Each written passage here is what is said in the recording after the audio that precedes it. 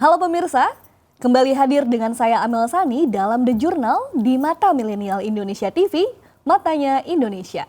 Sebuah program yang akan membahas berita-berita dalam negeri yang viral, terutama seputar ideologi, politik, sosial budaya, hingga keamanan. Pemerintah mengucurkan anggaran penanganan COVID-19 sebesar 695,2 triliun rupiah. Anggaran ini merupakan wujud upaya pemerintah untuk meminimalisir pandemi dan dampaknya. Berdasarkan kolaborasi hasil penelitian yang dilakukan oleh Forum Indonesia untuk Transparansi Anggaran, Transparency International Indonesia, Indonesia Corruption Watch, dan Indonesia Budget Center, ditemukan potensi korupsi yang umum terjadi yaitu mengabaikan prosedur pengadaan barang dan jasa. Sementara di level bantuan sosial yang umum terjadi masih terkait permasalahan data dan penggelapan dana bantuan serta pemotongan atau pemungutan liar politisasi bantuan. Banyak yang berharap pelaksanaan bantuan sosial kepada masyarakat terdampak COVID-19 perlu dilakukan secara transparan dan akuntabel. Sebab sekecil apapun kebocoran dan pemotongan dana bantuan kepada masyarakat harus dihindari. Jika pelaksanaan bantuan sosial tidak transparan dan akuntabel, maka dampak negatifnya secara langsung kepada presiden dan pemerintah. Transparansi dan akuntabilitas ini sangat penting dalam rangka meningkatkan kepercayaan masyarakat kepada pemerintah dan Presiden Jokowi. Bagaimana upaya dan peran strategis pemerintah mengatasi problematika tersebut? The Journal telah berbincang dengan Dr. Yusdi Usman selaku Direktur Institut Perubahan Sosial dan pengamat perubahan sosial untuk mengupas tuntas potensi gratifikasi anggaran COVID-19 dan program pemulihan ekonomi nasional.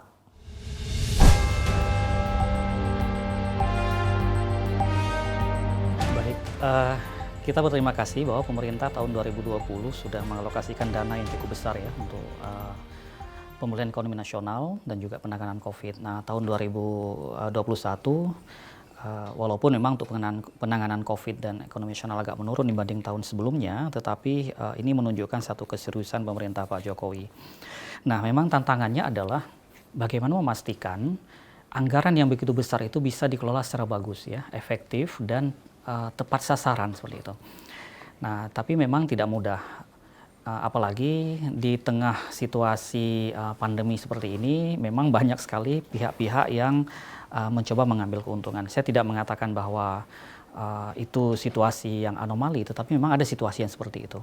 Karena itu makanya menurut saya perlu ada upaya untuk pertama memperkuat komitmen Pak Jokowi harus memperkuat komitmen dengan seluruh pembantunya.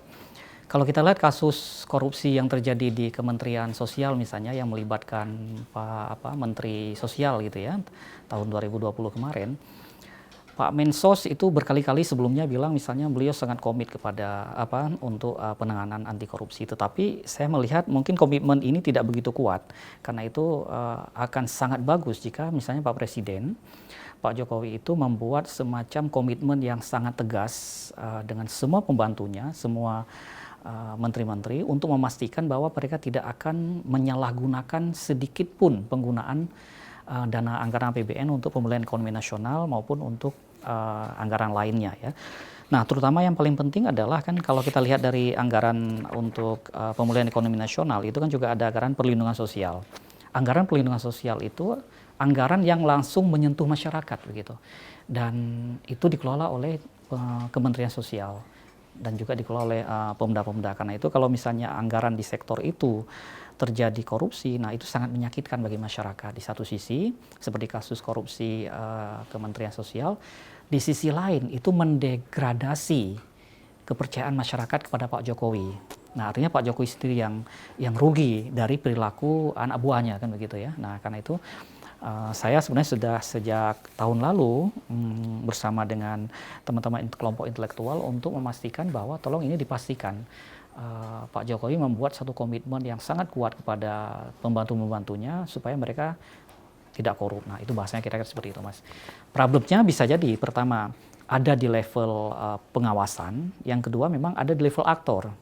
Artinya aktor-aktor jahat itu bisa muncul ya, yang baik bisa menjadi jahat ketika berhadapan dengan anggaran yang sekian besar. Yang kedua bisa jadi memang karena ada celah-celah yang memungkinkan proses korupsi itu berjalan, kira-kira gitu Mas.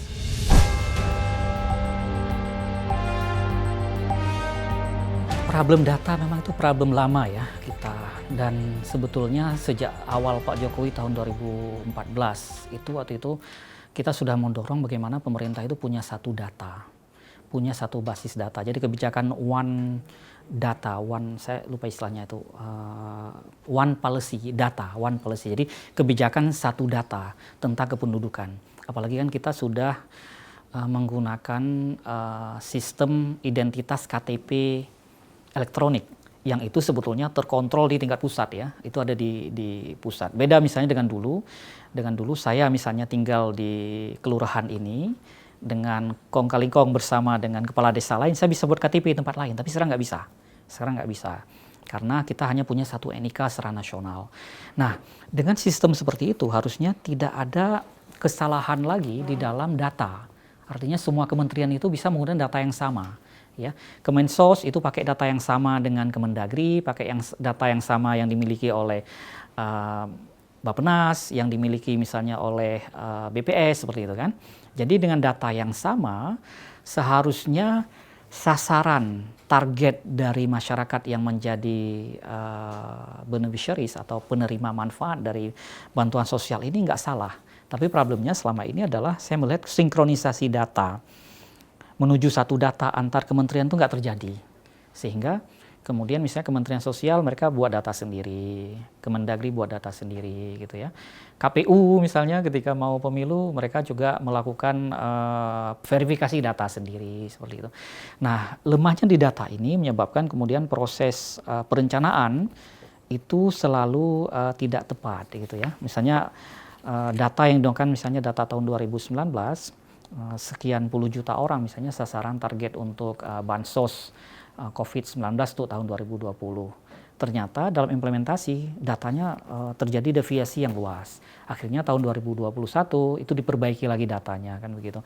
Nah, perbaikan-perbaikan itu menyebabkan kemudian distorsi data ini menjadi melebar, akibatnya kemudian tidak efektif di tingkat lapangan. Nah, karena itu menurut saya walaupun memang belum terlambat, kita belum tahu COVID ini kapan selesai. Amerika misalnya, Presiden Amerika sudah menjanjikan Juni mereka bisa selesai ya. Indonesia mungkin bisa lebih longgar sedikit barangkali dengan kondisi kita yang misalnya vaksin belum semuanya ada gitu ya. Vaksin dalam jumlah besar baru ada sekitar bulan Juni. Nah, sehingga barangkali masalah data ini perlu diperhatikan oleh pemerintah sehingga terkait dengan masyarakat penerima manfaat itu bisa lebih valid menurut saya di sisi itu kira-kira.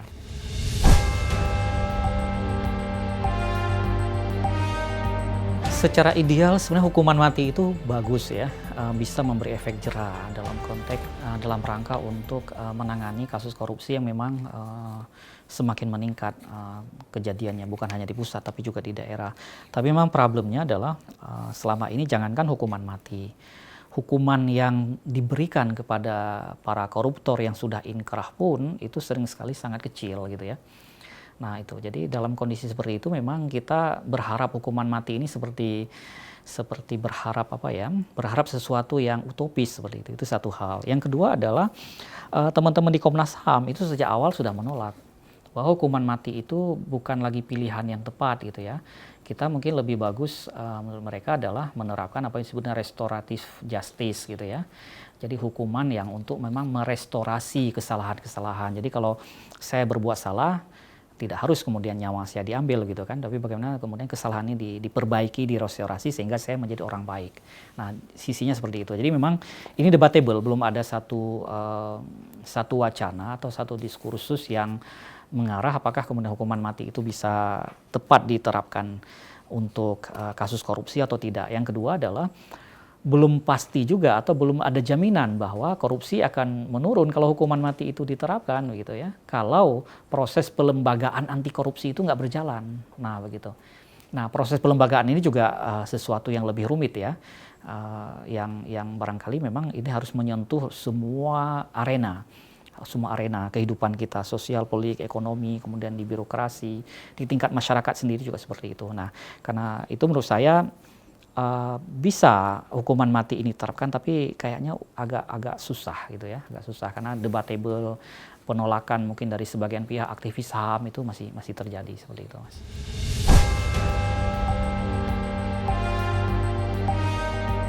Ya, sebetulnya dalam konteks COVID ini bukan hanya gratifikasi itu pemberian ya, suap macam-macam ya, tetapi dalam konteks anggaran COVID ini yang paling harus diantisipasi oleh pemerintah sesuai dengan sejumlah riset ya, rekomendasi juga dari lembaga yang melakukan analisis terkait dengan penggunaan anggaran. Yang pertama adalah memastikan penggunaan prosedur ya di dalam penggunaan anggaran COVID ini bisa berjalan dengan bagus gitu ya. Nah, contoh misalnya yang terakhir adalah kasus yang diberitakan Tempo terkait dengan penggunaan alat, saya lupa apa istilahnya itu, yang diberikan oleh BNPB kepada sejumlah rumah sakit tapi dikembalikan ya, dan itu hampir 170-an miliar, 7 miliar dana itu dianggap sebagai sebuah kerugian seperti itu, dan itu terjadi karena memang di proses pengadaan barangnya itu yang kurang transparan. Karena itu menurut saya transparansi untuk memastikan bahwa potensi korupsi tidak terjadi penting sekali. Transparansi di tingkat apa? Bukan hanya akuntabilitas ya, lebih ke akuntabilitas sebenarnya, bukan transparansi. Karena tidak semua harus transparan ya, tapi akuntabilitas. Yang pertama adalah akuntabilitas di tingkat kebijakan. Kebijakan itu bisa dibuat oleh semua pemegang kuasa anggaran. Ya, Pak Presiden punya kewenangan untuk membuat kebijakan. Menteri-menteri juga punya kewenangan sesuai dengan kapasitas mereka. Kemudian lembaga, badan dan lembaga ya, KL, kementerian lembaga itu juga punya kewenangan untuk melakukan itu. Nah, ketika kebijakan itu dibuat betul-betul berbasis kepada prinsip-prinsip anti korupsi, jadi sejak kebijakan memang sudah dibuat seperti itu, penganggaran juga di tingkat penganggaran, alokasi penganggaran juga seperti itu, saya yakin peluang-peluang korupsi itu nggak akan terjadi. Nah, tetapi masalahnya adalah sering sekali misalnya kayak kasus di Kementerian Sosial, bahwa sejak awal itu memang sudah ada, kalau kita data dari KPK ya, sejak awal memang sudah ada rencana untuk memotong anggaran, kayak begitu ya. Misalnya anggaran bansos sekian puluh ribu, misalnya 10.000-nya jatah si A, si B, nah begitu ya. Jadi memang di tingkat penganggaran itu sudah ada rencana korupsi seperti itu. Sudah ada rencana korupsi, karena itu memang problem di tingkat kebijakan, akuntabilitas di tingkat kebijakan, akuntabilitas di tingkat penganggaran, kemudian juga pengawasan berlapis di dalam, nah itu penting sekali. Kalau itu misalnya tidak dilakukan, potensi-potensi untuk terjadinya korupsi dalam berbagai bentuk ya, markup, kemudian gratifikasi, suap dan macam-macam itu akan terjadi seperti itu. Nah, karena itu menurut saya KPK ya harus melakukan pengawasan yang lebih kuat gitu ya terhadap penggunaan anggaran ini. Kalau bisa bukan hanya ketika itu akan terjadi, tapi pencegahan itu harus dipastikan. Artinya KPK itu juga memperkuat sisi pencegahan terhadap kementerian lembaga yang mengelola dana untuk pemulihan ekonomi dan COVID, menurut saya seperti itu. Pasti. Jadi semua aparat penegak hukum, terutama ya KPK, Kejaksaan, Kepolisian, nah itu harus bersinergi untuk memastikan bahwa di tingkat apapun dalam konteks penanganan COVID dan pemulihan ekonomi nasional ini harus dilakukan pencegahan secara maksimal gitu kira-kira.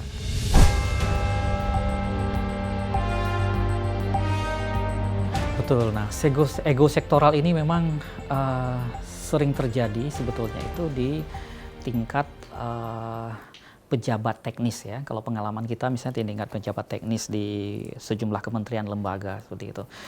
Nah, ego sektoral ini sebenarnya bisa didekati. Kalau ego sektoral misalnya antar kementerian, yang bisa menjembatani itu adalah Kemenko, Kementerian Koordinator gitu ya. Misalnya antara Kementerian Sosial misalnya dengan Kementerian Dalam Negeri atau Kementerian misalnya yang terkait dengan COVID begitu ya. Nah, itu misalnya bisa di atasnya misalnya Kemenko Polhukam atau Kemenko Marves, saya nggak tahu persisnya ya. Nah, kira-kira seperti itu. Jadi kalau misalnya Pak Menko sudah turun, saya kira ego-ego sektoral ini bisa dicairkan seperti itu. Nah, itu yang pertama. Yang kedua adalah memastikan adanya semacam pendekatan yang lebih kolaboratif. Jadi kalau misalnya masing-masing kementerian lembaga ini bekerja sendiri, tidak mencoba untuk secara berkolaboratif merumuskan semacam indikator outcome bersama, nah itu agak susah, gitu ya, indikator outcome bersama. Contoh yang paling sederhana misalnya kalau target misalnya pemerintah untuk dalam konteks pemulihan ekonomi misalnya, tahun 2020 misalnya target pemerintah ekonomi kita bisa lah mencapai sekitar 3,5-4%, walaupun kalau 5 terlalu ideal kan begitu kan.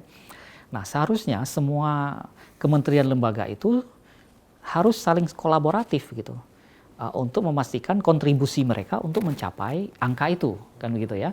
Nah, begitu juga target penurunan COVID. Misalnya target penurunan COVID misalnya anggaplah bulan Juni COVID itu harus menurun angka positif misalnya rate positifnya itu di bawah 1.000. Kalau sekarang kan masih 5 ribuan ya, 5.000, 6.000 seperti itu. Kalau bulan lalu itu masih di atas 10.000.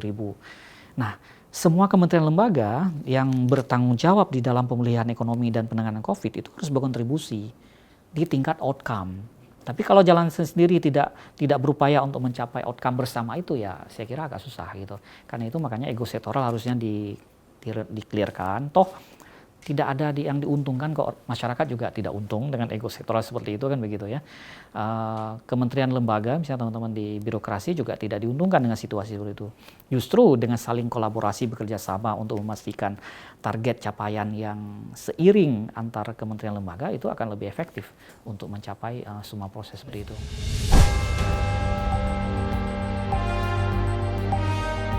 Tidak perlu, dan sebetulnya di dalam semua payung hukum yang sudah ada ya, semua yang sudah ada terkait dengan penanganan COVID itu sudah ditegaskan sebetulnya. Pembagian peran itu sudah kolaborasi sebetulnya.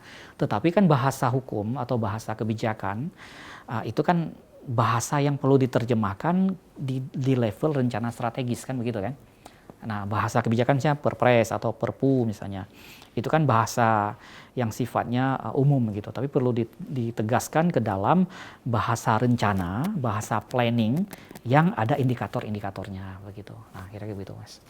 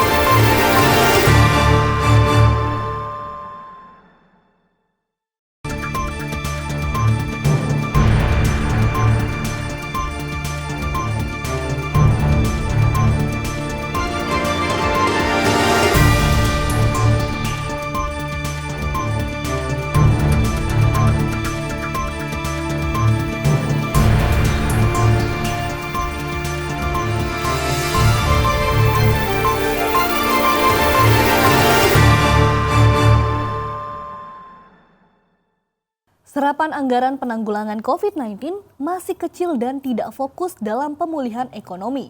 Sementara Kementerian Keuangan menambah anggaran pemulihan ekonomi nasional dari sebelumnya 677,2 triliun rupiah naik menjadi 686,2 triliun rupiah. Kondisi ini memunculkan stigma bahwa penanganan COVID-19 yang dilakukan tidak serius. Apalagi setiap program stimulus yang dikeluarkan pemerintah menimbulkan tingginya moral hazard. Peran strategis apa yang perlu dilakukan pemerintah? Masyarakat kesulitan mengawasi anggaran untuk penanganan COVID-19. Ini dikarenakan tidak ada pengumuman secara berkala kepada publik.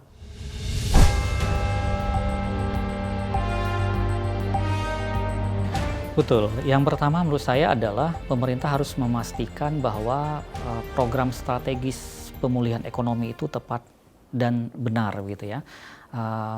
Misalnya selama ini pemerintah selalu mengkampanyekan pemulihan di sektor pariwisata, tetapi pariwisata belum strategis dalam kondisi COVID seperti ini, sehingga yang harus dipastikan misalnya bagaimana justru sektor UMKM yang harus diperbesar, misalnya seperti itu ya, harus diperbesar karena memang mereka yang terdampak paling besar. Nah, saya tidak tahu persis ya, mungkin teman-teman ahli ekonomi bisa menjelaskan secara teknis terkait dengan anggaran pemulihan COVID seperti ini, terutama juga termasuk dalam konteks pemulihan ekonomi. Tapi yang pasti adalah kita berharap sasaran dari alokasi anggaran pemulihan ekonomi dan penanganan COVID itu bisa betul-betul rigid, terukur, dan kemudian bisa diimplementasikan secara benar, secara tepat. Dan itu juga dalam rangka bagaimana kita bisa menghindari berbagai perilaku atau berbagai tindakan yang bisa mengarah kepada inefisiensi, kepada korupsi terjadinya, kemudian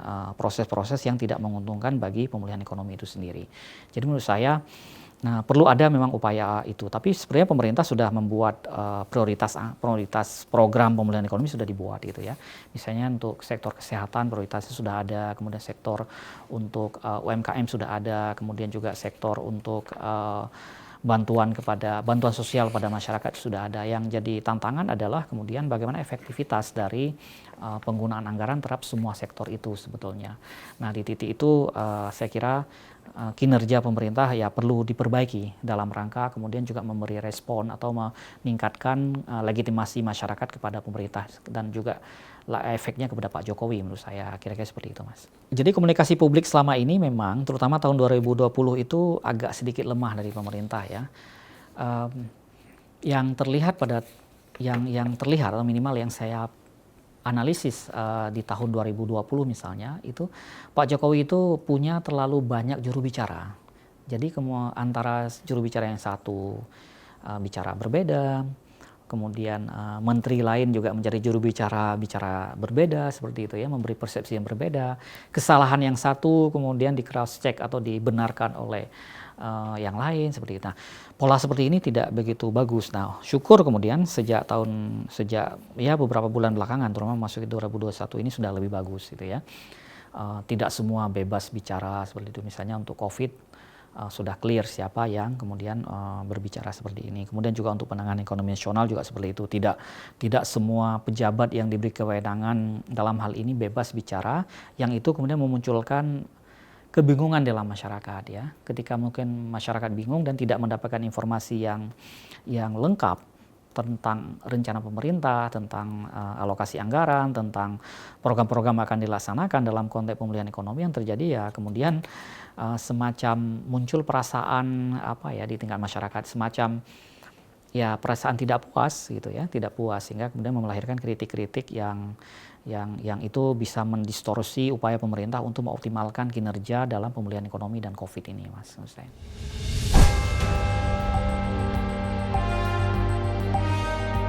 Ya, memang masalah anggaran ini kan kewenangan pemerintah ya untuk mengalokasikan sesuai dengan pertama kondisi anggaran kita, yang kedua adalah sesuai dengan kebutuhan begitu ya. Nah, kalau dalam konteks potensi kerugian negara, tahun 2020 kita belum tahu ya, belum tahu persis, tapi tahun 2021, tapi tahun 2020 kemarin misalnya sejumlah kasus korupsi ya, baik yang terjadi di pusat maupun daerah, itu adalah potensi kerugian negara yang cukup besar yang seharusnya bisa diantisipasi sejak awal. Nah, seperti saya katakan tadi, memang antisipasi terhadap potensi kerugian negara ini harus dilakukan berlapis gitu ya. Jadi harus kan berlapis, tidak hanya di level pencegahan, tetapi juga mulai dari perencanaan, penganggaran, sampai kemudian pengawasan, termasuk di tingkat implementasi. Nah, bagus sekali sebenarnya kalau pemerintah itu bisa memperkuat proses monitoring berbasis masyarakat. Nah, kalau misalnya proses monitoring berbasis masyarakat, menurut saya itu bagus ya, tapi selama ini belum begitu berjalan. Contoh yang paling sederhana misalnya begini, pembagian bantuan sosial yang per bulan itu 300.000 ya. Nah, itu di tempat saya misalnya di Depok itu banyak sekali kasus pemotongan oleh oknum-oknum. 300.000 di beberapa tempat misalnya kelurahan misalnya dipotong 10.000. Di beberapa tempat yang lain dipotong 50.000 seperti itu ya. Itu banyak sekali seperti itu. Tetapi tidak ada upaya atau belum ada sejauh ini upaya untuk untuk mencegah hal itu nggak terjadi lagi ke depan. Dan ternyata karena memang upaya itu belum ada, itu berulang. Nah, saya yakin bahwa pemerintah pusat nggak sampai ke situ mengontrol gitu ya. Pak Jokowi dan timnya nggak sampai ke level itu. Level itu siapa yang bekerja? Level itu pemerintah daerah, ya kan? Jadi kalau pemerintah daerah sampai tingkat lurah tidak bisa memastikan akuntabilitas sejauh itu, ya apa yang terjadi ya juga itu mendegradasi, mendowngrade ya kepercayaan masyarakat kepada pemerintah pusat sendiri gitu. Karena dana COVID, dana pemulihan ekonomi, dan kemudian juga dana untuk bantuan sosial itu ya dari APBN kan begitu ya, yang disalurkan. Kemudian terutama dana yang cash itu ya.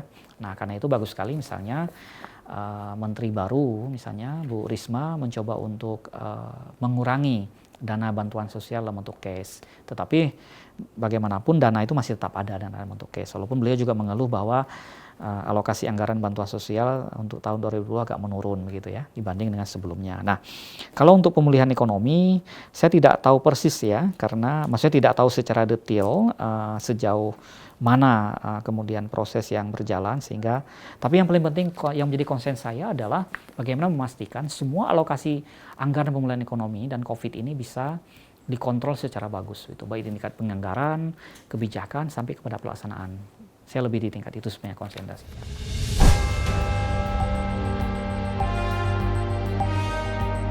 Ya, sebetulnya konsumsi masyarakat dibutuhkan. Justru pemerintah misalnya menggelontorkan dana bantuan sosial itu supaya daya beli dan konsumsi masyarakat bawah itu meningkat. Sehingga dengan demikian ekonomi lokal juga bergerak begitu ya.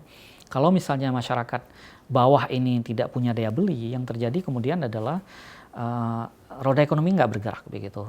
Usaha-usaha kecil itu nggak ada yang beli gitu ya, makanan nggak ada yang beli dan sebagainya. Sehingga sebetulnya bantuan sosial untuk masyarakat ini juga akan menggerakkan roda ekonomi. Yang menjadi tantangan adalah bagaimana kita berharap masyarakat bawah ini memang mengalokasikan dana yang mereka dapatkan itu secara benar begitu. Jangan digunakan secara tidak tepat. Contoh misalnya di masyarakat bawah itu sering sekali misalnya alokasi anggaran untuk merokok itu jauh lebih besar dibandingkan alokasi anggaran untuk kesehatan anak misalnya. Ya, itu nggak tepat begitu. Karena itu makanya perlu sekali pemerintah untuk memastikan bahwa penggunaan anggaran bantuan itu betul-betul konsumsi primer ya di tingkat masyarakat, bukan untuk ya beli HP begitu kan, bukan untuk dan lain-lain kira seperti itu. Tapi itu nggak bisa dihindari di tingkat lapangan begitu. Beberapa temuan misalnya riset yang dilakukan oleh beberapa teman itu menunjukkan bahwa sering sekali dalam kondisi terdesak kemudian masyarakat bawah itu ya menggunakan dana itu ya apa yang mereka perlukan saat itu. Kalau saat itu mereka butuh pulsa, ya udah mereka beli pulsa 100.000, jadi tinggal uang 200.000. Kan sangat ya menyedihkan situasi seperti itu ya, tapi itu kadang-kadang nggak bisa dihindari.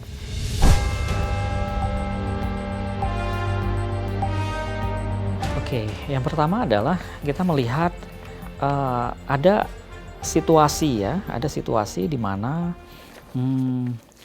ketika pejabat publik tidak membangun komitmen yang kuat untuk tidak korup misalnya seperti itu, atau atau terlalu lemah akuntabilitas mereka di dalam bekerja, dampaknya memang secara langsung pada presiden. Ya, satu sisi. Yang kedua adalah pada pemerintahan secara keseluruhan begitu. Nah, dampak ini bisa sifatnya adalah berulang. Sifatnya berulang, bisa naik turun, bisa berulang gitu ya. Dampak itu bisa yang pertama bisa dalam bentuk kepercayaan yang menurun ketika kemudian korupsi terjadi atau ketika kemudian kinerja dari aparat pemerintah tidak begitu optimal di dalam penanganan COVID dan juga bantuan sosial, penanganan ekonomi dan sebagainya. Yang kedua adalah dampak itu ketika berulang itu kemudian akan memunculkan bukan hanya efek domino yang itu akan terakumulasi gitu, yang akumulasi itu bisa merugikan presiden secara langsung, tetapi di sisi lain juga masyarakat menjadi menurun harapan mereka untuk bisa mendukung pemerintahan itu. Jadi dukungan masyarakat kepada pemerintah juga bisa menurun. Dukungan untuk apa? Dukungan pemerintah itu adalah termasuk keterlibatan dukungan masyarakat itu termasuk keterlibatan masyarakat di dalam menggerakkan roda ekonomi.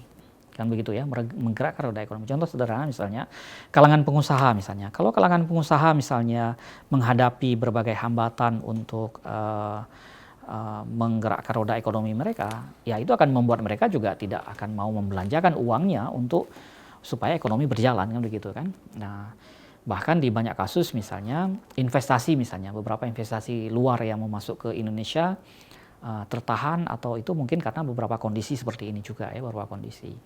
Walaupun memang kalau investasi asing itu kan lebih kompleks ya, situasinya lebih kompleks. Misalnya kayak terakhir kasus Tesla misalnya yang nggak jadi ke Indonesia, itu memang lebih kompleks ya, tidak sekedar karena faktor-faktor yang terjadi dalam penanganan COVID menurut saya, Mas.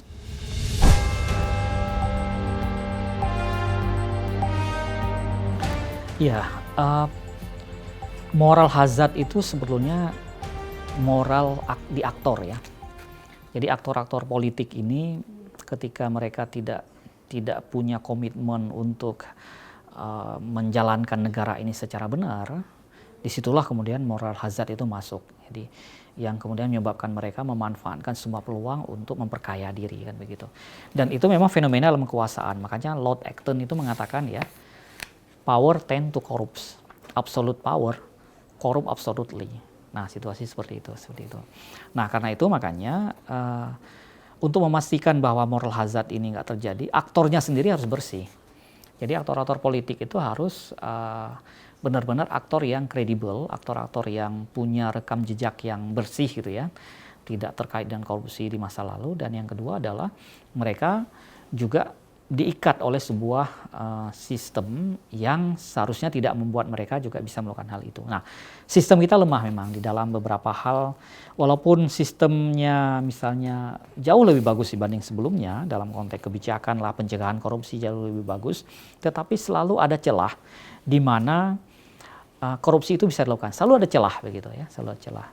Contoh misalnya kita lihatlah kasus, jangankan BLBI sudah lama ya, kasus korupsi yang melibatkan Menteri Sosial misalnya, itu kan celahnya apa? Di mana? Celahnya itu bukan di sistemnya udah bagus gitu ya, penganggaran sudah bagus, tapi celahnya adalah di luar sistem itu sendiri. Pemotongan anggaran itu kan di luar sistem. Contoh misalnya yang lain sering sekali misalnya korupsi terjadi begini. Secara sistem itu nggak terlacak, benar gitu. Secara sistem itu benar semua gitu ya. Tetapi ada komitmen antar aktor. Selalu begitu, antar aktor begitu. Selalu ada komitmen. Jadi antara misalnya pejabat, antara aktor politik ya, dengan pelaksana proyek misalnya, mereka membuat komitmen gitu ya. Mereka dapat fee berapa sehingga mereka ngasih suap. Dan itu secara sistem benar, laporan sistem benar sebenarnya gitu. Makanya nggak pernah terlacak kalau tidak ada mekanisme yang disebut penyadapan. Kenapa KPK misalnya bisa melakukan OTT? Karena melalui skema penyadapan, KPK itu bisa punya bukti. Tapi kalau skema umum itu nggak bisa dilacak gitu. BLBI pun misalnya atau banyak korupsi lain tuh nggak terlacak kalau hanya kita mengikuti skema normal begitu ya. Kecuali ada kesalahan prosedur, Nah misalnya kasus korupsi atau suap yang melibatkan 2 orang jenderal polisi terkait kasus apa itu namanya itu Pak Napoleon itu ya. Nah misalnya Pak Napoleon, nah itu memang ada kesalahan prosedur yang beliau lakukan gitu ya. Kemudian terlacak yang lain begitu. Tetapi banyak sekali yang melibatkan pejabat kita di pusat dan daerah, secara prosedur itu benar semua. Tetapi kalau misalnya tidak dilakukan penyadapan itu nggak akan terlacak. Kasus misalnya yang melibatkan Gubernur Sulawesi Selatan misalnya, Pak Nurdin Abdullah ya, Pak Nurdin Abdullah itu beliau orang baik gitu. Secara publik nggak terlacak beliau, nggak ada orang nggak percaya beliau akan korup begitu ya.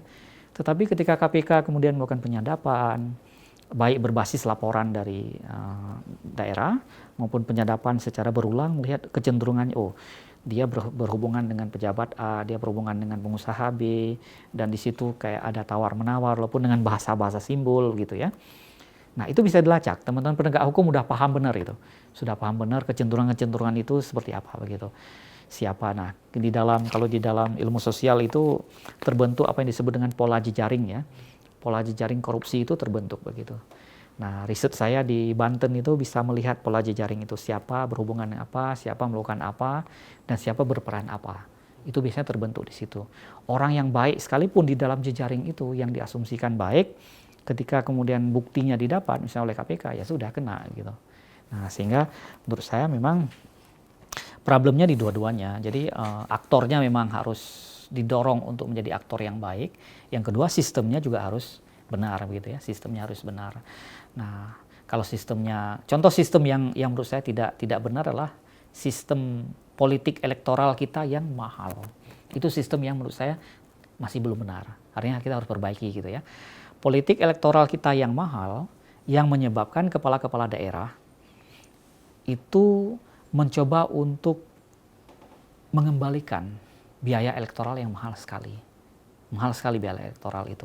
Seorang calon gubernur misalnya, dia menghabiskan sampai 100 miliar misalnya. Itu nggak terganti dengan gaji yang seberapa itu gitu. Nggak terganti dengan gaji. Dari mana dia mengembalikan biaya politik yang besar itu?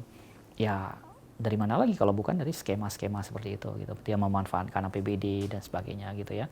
Kalau di kasus di Klaten misalnya, mantan Bupati Klaten dia membajak kepala-kepala dinas gitu ya. Siapapun yang mau jadi kepala dinas setor kan begitu kan. Nah, jadi dia seperti itu. Kemudian kasus wali kota Tegal, wali kota periode sebelum ini yang sudah ditangkap KPK juga, itu juga hampir sama. Dia menahan sejumlah calon kepala dinas menjadi PLT. Tujuannya apa?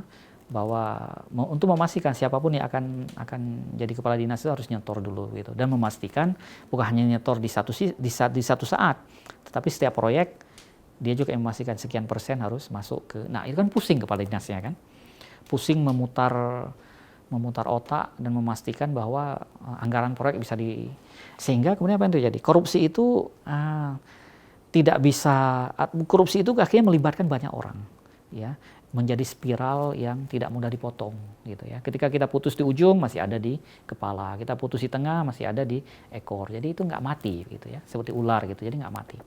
Nah, karena itu menurut saya penting sekali memperbaiki semua skema yang bisa meminimalkan moral hazard di satu sisi. Yang kedua adalah memperbaiki semua skema-skema di tingkat kebijakan dan sistem ini, sehingga kemudian peluang untuk terjadinya penyalahgunaan kewenangan, kekuasaan, dan anggaran dari pemerintah itu bisa dikurangi. Termasuk dalam konteks COVID. Ya, COVID itu juga seperti itu. Kita belum tahu nanti dalam beberapa bulan ke depan misalnya KPK akan menangkap siapa lagi ya, kita belum tahu. Tapi kita berharap ya, itu nggak banyak terjadi sehingga pemerintah bisa fokus ke penanganan COVID secara lebih maksimal.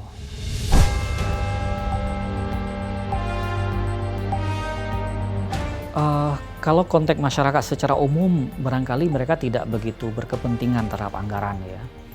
Yang berkepentingan pada anggaran ini kan lebih kepada ahli gitu ya, teman-teman aktivis gitu kan, atau pengamat. Nah, itu biasanya mereka berkepentingan untuk memastikan bahwa anggaran. Tapi kalau publik secara umum itu cenderung mereka tidak tahu secara teknis dalam konteks anggaran, baik anggaran pemerintah secara umum maupun anggaran yang lebih sempit misalnya untuk penanganan COVID-19 ini. Tapi yang pasti bahwa menurut saya bukan hanya transparansi gitu ya, tetapi akuntabilitas dari anggaran ini juga perlu ditampilkan ke publik. Selama ini memang anggaran pemerintah itu kan tidak muncul ke publik karena pemerintah merasa bahwa sudah ada beberapa lembaga yang mengawasi dan mengaudit ya sistem penganggaran, misalnya ada BPKB, ada BPK gitu ya, yang melakukan audit gitu. Sehingga temuan-temuan dua lembaga inilah yang menjadi pegangan dari pemerintah bahwa penggunaan anggaran mereka sudah benar seperti itu. Nah, sementara kalau masyarakat secara umum mereka tidak begitu memahami sebetulnya skema dari anggaran pemerintah gitu ya, sehingga apakah kemudian situasi ini akan memunculkan tidak percayaan? Menurut saya enggak juga. Persoalan anggaran pemerintah atau persoalan yang terkait dengan bagaimana akuntabilitas penggunaan anggaran itu lebih menjadi domain kelompok-kelompok kelas menengah sebetulnya ya, kelompok kelas menengah. Sehingga ketika kelompok kelas menengah ini misalnya mengkritik pemerintah dalam konteks penggunaan anggaran yang tidak tepat, nah disitulah mungkin pemerintah perlu mengevaluasi atau memperbaiki skema-skema yang ada. Contoh misalnya ketika kelompok-kelompok intelektual universitas misalnya memberi masukan gitu ya, tapi sebetulnya hal itu pun sudah tidak banyak terjadi karena pemerintah sendiri sudah mengajak mereka, kelompok-kelompok intelektual itu sudah diberi ruang untuk memberi masukan secara langsung kepada pemerintah. Sehingga mungkin kritik-kritik yang tidak konstruktif tidak banyak lagi terjadi seperti itu. Jadi menurut saya pengawasan oleh masyarakat itu perlu, tetapi mungkin masyarakat tidak tahu secara teknis gitu ya Nah, secara teknis bagaimana anggaran itu harus diawasi begitu. Apakah kemudian edukasi publik dibutuhkan? Itu dibutuhkan kalau ke depan misalnya pemerintah itu ingin membangun semacam mekanisme pengawasan berbasis masyarakat. Ya, tapi sekarang kan belum ya. Sekarang mekanisme pengawasan baru berbasis pemerintah, oleh pemerintah sendiri gitu. Ada beberapa lembaga pemerintah yang memang punya fungsi seperti itu. Kecuali ke depan kalau ada perubahan, bisa jadi situasi seperti itu mungkin akan menjadi pilihan.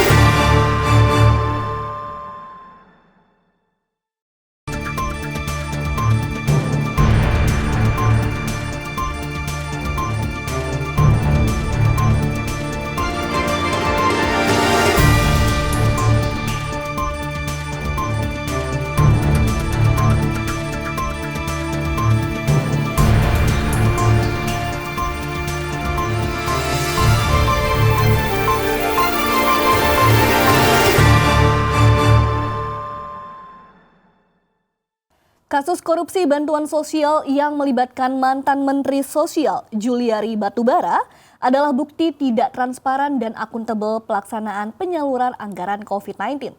Kasus rasuah tersebut memberikan dampak negatif secara langsung kepada Presiden dan pemerintah.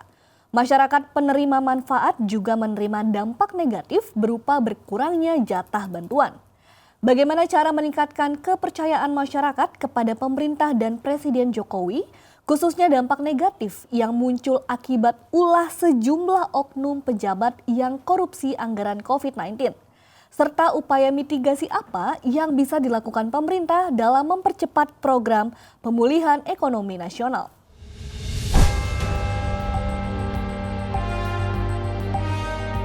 Baik, saya merasa bahwa KPK sudah benar ya. Dan ini sebagai bentuk peringatan kepada pemerintah pusat maupun daerah untuk memastikan bahwa penggunaan anggaran baik untuk penanganan COVID maupun anggaran secara umum itu bisa benar-benar akuntabel sehingga mengurangi adanya penyelewengan dan penyalahgunaan oleh pemerintah. Dan KPK sudah melakukan model seperti ini. Tetapi menurut saya harus lebih dari sekedar himbauan ya. Harus lebih dari sekedar himbauan. Dalam konteks pencegahan menurut saya KPK harus melakukan skema-skema edukasi kepada pemerintah pusat dan daerah. Yang kedua KPK juga mungkin bisa membangun semacam kerjasama strategis dengan semua KL, kementerian lembaga. Saya nggak tahu skema yang paling tepat seperti apa sebetulnya untuk tergantung pada kekuatan yang ada di KPK sendiri. Misalnya apakah KPK bisa menempatkan orang-orangnya untuk melakukan pengawasan melekat gitu ya. Jadi ada waskat pengawasan melekat gitu ya. Jadi ada yang mengawasi masing-masing kementerian itu ada yang mengawasi, kemudian masing-masing Pemda juga ada yang mengawasi oleh KPK, sehingga kalau ada misalnya pengawasan melekat seperti itu menurut saya ada semacam semacam kondisi psikologis bagi pemerintah pusat dan pemerintah daerah untuk betul-betul merencanakan dan kemudian mengimplementasikan program dan anggarannya itu secara akuntabel gitu ya, sehingga mengurangi peluang penyelewengan yang terjadi. Nah, selama ini kan ada asumsi begini. Ada asumsi yang pertama adalah bahwa KPK itu sangat terbatas, baik dari sisi personil maupun kinerjanya. Sehingga kemudian yang ditangani oleh KPK itu betul-betul problem yang sifatnya itu sangat urgen ya, dan punya dampak politik besar. Nah, saya punya data sebetulnya, tapi ada di laptop, beberapa data yang dikeluarkan oleh ICW misalnya, KPK sendiri, beberapa laporan KPK di riset saya misalnya tapi bukan tahun terbaru, saya belum lihat tahun terbaru, itu dari laporan masyarakat misalnya sekian ribu, itu yang ditangani KPK itu tidak lebih dari 10% yang ditindaklanjuti begitu ya, dari itu. Walaupun sebetulnya banyak laporan masyarakat itu juga kasusnya itu berat dan benar begitu ya, tapi dengan beberapa pertimbangan mungkin KPK tidak menindaklanjuti atau menyerahkannya kepada kejaksaan, kepolisian, kira-kira seperti itu. Nah, karena itu menurut saya perlu ada upaya yang lebih kuat lagi dalam konteks pencegahan. Ini kan kita bicara pencegahan ya. KPK ini bicara pencegahan korupsi begitu. Jadi tidak hanya mengeluarkan surat edaran sebagai bentuk peringatan, tetapi juga KPK perlu membangun semacam kemitraan strategis atau kolaborasi strategis dengan Pemda dan kementerian lembaga di tingkat pusat untuk memastikan bahwa upaya pencegahan korupsi ini benar-benar dilakukan, terutama dalam pengelolaan anggaran-anggaran untuk penanganan COVID. Saya pikir harus lebih dari sekedar mengeluarkan surat edaran.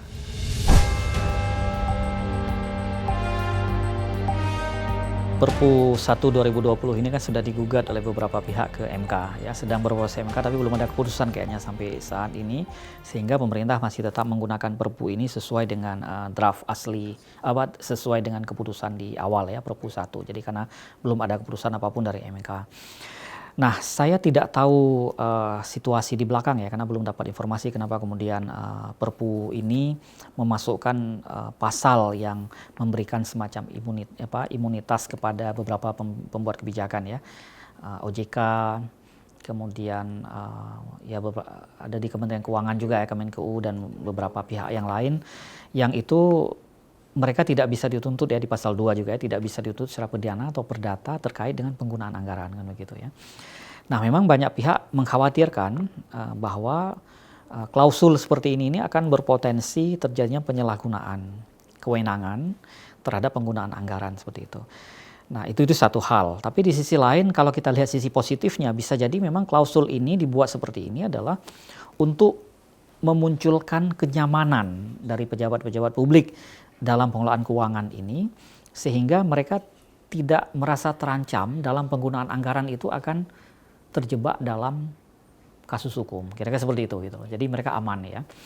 Kita mungkin selama ini juga banyak menerima informasi misalnya di teman-teman di birokrasi itu sangat susah untuk mencari atau menunjuk mereka sebagai PPK ya, pejabat pembuat komitmen ya, karena mereka sering menjadi ujung tombak seperti itu. Kenapa? Kalau terjadi korupsi, mereka ya biasanya menjadi pihak pertama untuk diciduk kan begitu. Nah, karena itu biasanya ada semacam semacam kebijakan afirmasi gitu ya, yang dibuat oleh pemerintah untuk memastikan bahwa kerja-kerja mereka itu tidak sampai kemudian berurusan dengan hukum. Nah, itu di satu sisi. Tapi terkait dengan Perpu ini saya tidak berpandangan negatif ya dalam konteks ini. Tapi saya mencoba melihat secara objektif saja bahwa yang pertama memang betul ada peluang bahwa situasi seperti ini justru memunculkan semacam ketidakadilan ya, bahwa beberapa pejabat publik seolah-olah tidak tersentuh hukum. Yang kedua adalah memungkinkan terjadinya korupsi dan macam-macam, dan itu penyalahgunaan ini itu bisa kemudian memunculkan preseden ya, yang seolah-olah bahwa penyalahgunaan itu dilegitimasi oleh hukum begitu ya, penyalahgunaan dilegitimasi oleh hukum. Tapi di sisi lain kita bisa juga melihat bahwa Perpu ini adalah sebagai upaya untuk mengurangi resiko kinerja yang rendah, karena pejabat-pejabat yang berurusan dengan penganggaran seperti ini tidak berani untuk melakukan eksekusi kan begitu ya. Jadi ada dua hal seperti itu. Jadi melindungi mereka bukan berarti melegitimasi terhadap pelanggaran, tetapi bisa juga untuk mempercepat proses eksekusi terhadap program-program penanganan COVID ya, terutama terkait dengan penganggaran. Jadi saya lihat di dua sisi itu terjadi. Tetapi apakah dua sisi itu mana yang memungkinkan? Sangat tergantung pada tingkat pengawasan. Jadi kalau pengawasan misalnya diperkuat nanti dalam konteks ini, saya kira Perpu ini juga tidak perlu dikhawatirkan begitu ya.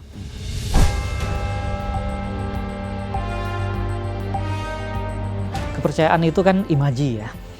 Kepercayaan itu image. Image itu bisa terbentuk oleh legitimasi. Legitimasi itu terbangun oleh adanya sebuah mekanisme sosial yang secara bersama-sama disebut dengan share values ya. Jadi secara bersama-sama membentuk semacam nilai yang kemudian asumsi itu memperkuat mereka terhadap nilai itu. Nah, contoh sederhana misalnya ketika values bersama atau share values tadi itu atau nilai-nilai bersama itu yang mempersepsikan Pak Jokowi sebagai presiden yang hebat, itu kemudian akan terbentuk kepercayaan mereka kepada Pak Jokowi sebagai presiden hebat ketika share value itu menyebar di masyarakat. Itu pertama. Sebaliknya, ketika share value yang terjadi adalah yang negatif kepada Pak Jokowi, kemudian kelompok masyarakat yang menerima share value yang seperti itu akan berpersepsi negatif pada Pak Jokowi. Nah, kira-kira begitu yang terjadi. Nah, kemudian bagaimana memperbesar values yang positif dan memperkecil values negatif? Nah, itu tidak bisa dilakukan melalui imaji saja, tetapi itu harus dilakukan melalui aksi. Nah, di titik itulah makanya menurut saya bahwa trust kepada Pak Jokowi itu tidak hanya melekat di Pak Jokowi sendiri, tetapi juga trust itu melekat di orang-orang di semua sekitar beliau. Jadi kalau kinerja menterinya bagus, kinerja birokrasinya bagus, kinerja pemerintah daerahnya bagus, Pak Jokowi juga akan tentu otomatis bagus.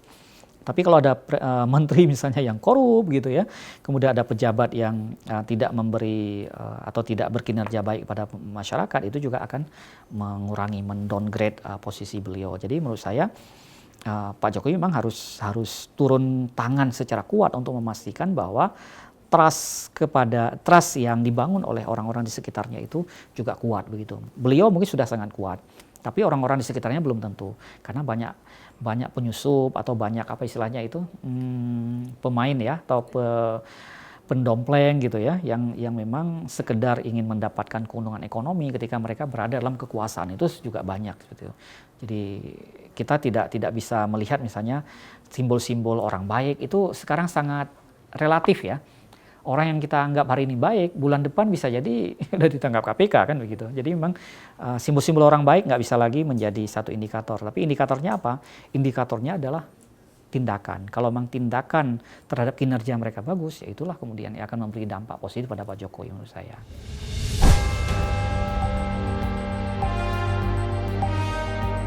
Ya, yang pertama menurut saya adalah yang perlu dilakukan adalah menurut saya pertama di tingkat Pak Jokowi gitu ya. Di tingkat Pak Jokowi menurut saya share value itu harus beliau lakukan. Yang pertama untuk mengurangi misalnya kontroversi di tingkat publik. Terutama dalam penanganan COVID ini dikurangi kontroversi misalnya. Di tahap-tahap awal COVID misalnya tahun 2020 Maret sampai April itu kontroversi kan banyak sekali ya.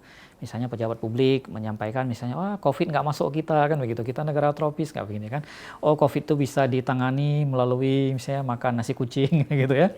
Jadi hal-hal yang tidak berbasis saintis seperti itu bisa mendowngrade sebetulnya sih kepercayaan gitu ya.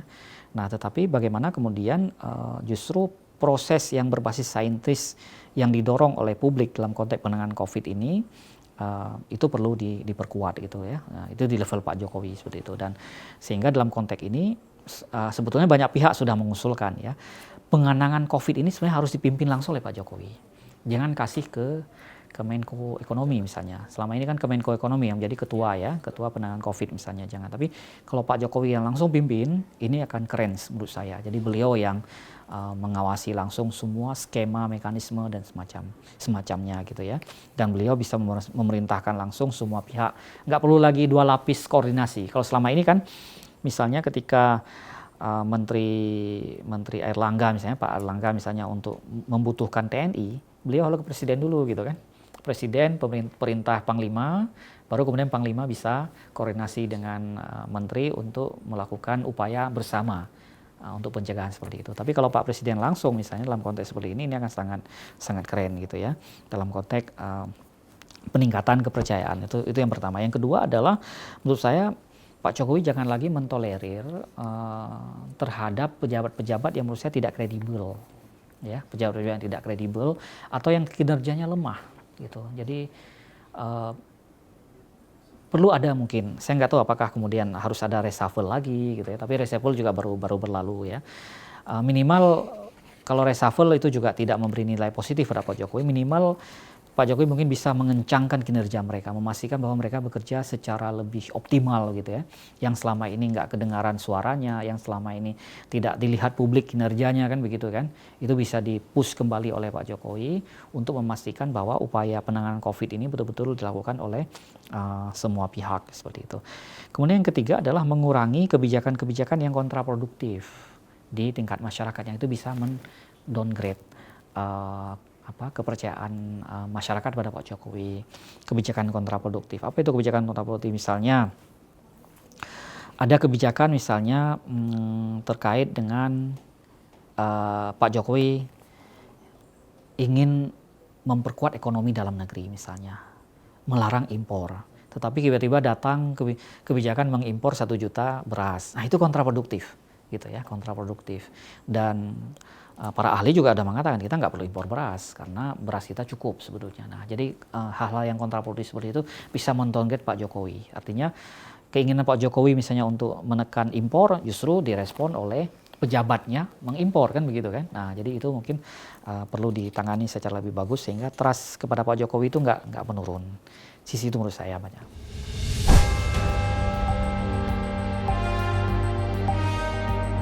Di tengah COVID, menurut saya lebih bagus pemerintah nggak usah terlalu ideal memacu penanganan ekonomi ya di tengah COVID seperti ini. Kita mencontoh misalnya apa yang dilakukan oleh Australia misalnya di beberapa negara bagian atau New Zealand misalnya yang mereka sekarang sudah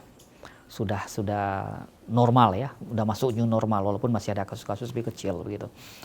Nah, problem kita adalah memang anggaran terbatas karena itu makanya hutang pemerintah untuk penanganan COVID misalnya tahun 2020-2021 ini juga meningkat ya, cukup besar begitu.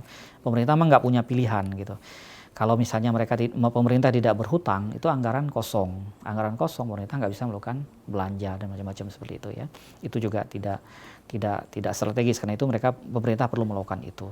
Nah itu yang pertama. Yang kedua adalah dalam kondisi seperti ini, pemerintah nggak perlu terlalu mempush misalnya target pertumbuhan ekonomi 4%, 3,5%, menurut saya nggak perlu begitu. Pemerintah misalnya fokus saja untuk penanganan COVID dengan target-target penurunan yang lebih ekstrim misalnya bulan Juni harus turun berapa, Juli gitu ya, akhir tahun harus berapa begitu. Itu lebih strategis dengan memastikan bahwa masyarakat ini tetap punya income secara minimal kan begitu. Masyarakat punya income secara minimal. Nah, tapi secara bertahap pemulihan ekonomi juga perlu dilakukan secara bertahap seperti itu. Tetapi karena keterbatasan anggaran, kalau misalnya hutang dipercepat atau hutang juga ditambah, ini juga akan membebankan anggaran tahun depan kan begitu. APBN tahun depan juga kita akan besar sekali untuk pembayaran hutang. Nah, itu yang pertama. Yang kedua adalah sebetulnya kalau pemerintah bisa mengerem atau membuat alokasi yang lebih strategis, misalnya mengurangi alokasi terhadap infrastruktur misalnya dan fokus kepada penanganan COVID, terutama untuk penanganan sosial gitu dan macam-macam, itu mungkin lebih strategis begitu ya. Toh juga mungkin Pak Jokowi dan pemerintah bisa fokus lagi kepada infrastruktur tahun depan, tahun 2022 misalnya, dengan asumsi tahun 2022 COVID ini sudah lebih melandai atau bahkan mungkin sudah bisa selesai kan begitu kan.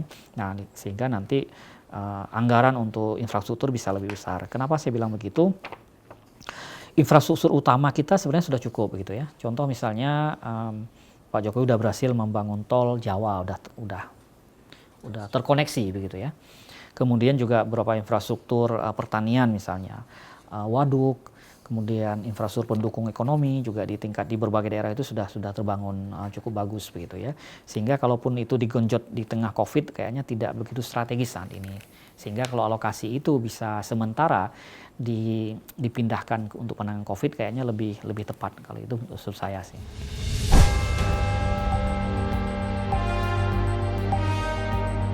Seperti saya katakan tadi bahwa dalam kondisi COVID kita yang masih cukup tinggi ya, penurunannya juga belum begitu signifikan, lebih bagus menurut saya pemulihan ekonomi nasional itu tidak perlu digenjot secara cepat gitu ya, tidak perlu digenjot secara cepat sehingga mengorbankan proses pemulihan COVID. Nah, lebih bagus menurut saya prioritasnya adalah pemulihan COVID. Setelah pemulihan COVID, secara perlahan-lahan pemulihan ekonomi juga dilakukan. Tetapi kondisi dasar ekonomi kita jangan sampai kolab, gitu ya, jangan sampai kolab gitu ya, jangan sampai kemudian pengangguran meningkat gitu ya, jangan sampai kemudian UMKM itu nggak berjalan. Nah, kalau UMKM masih berjalan, pengangguran misalnya juga tidak begitu meningkat drastis, itu masih aman gitu ya, masih aman. Nah, itu yang pertama. Yang kedua adalah menurut saya pemulihan ekonomi ini sejalan juga dengan apa yang kita bicarakan sebelumnya, yaitu memastikan bahwa akuntabilitas, kemudian pengurangan terjadinya berbagai penyalahgunaan anggaran itu juga perlu diperkuat begitu ya. Sehingga semua penganggaran baik yang terkait dengan COVID maupun penanganan terhadap pemulihan ekonomi nasional ini bisa dilakukan secara bagus. Nah, terkait dengan alokasi dalam pemulihan ekonomi nasional sendiri menurut saya ya itu pemerintah sudah punya ahli yang cukup kompeten untuk melihat kenapa harus begini, kenapa harus begitu ya. Tapi saya menyarankan lebih bagus sektor kesehatan sosial dan UMKM itu diperkuat ya, diperkuat dibandingkan misalnya alokasi kepada untuk infrastruktur gitu ya. Bisa dialihkan kepada sektor kesehatan sosial dan UMKM menurut saya begitu. Pandemi COVID-19 telah berpengaruh terhadap pertumbuhan ekonomi dan pada gilirannya menambah angka kemiskinan apabila tidak ditangani serius. Pemerintah pun butuh dukungan dari semua pihak, tak terkecuali masyarakat Indonesia untuk berperan serta mengawasi penyaluran anggaran COVID-19 agar transparan dan akuntabel. Harapannya dengan peran serta masyarakat, maka kebijakan ini mampu mengurangi beban ekonomi masyarakat, menjaga daya beli selama pandemi COVID-19, sekaligus mempercepat penyerapan anggaran program pemulihan ekonomi nasional demi Indonesia maju dan lebih sejahtera.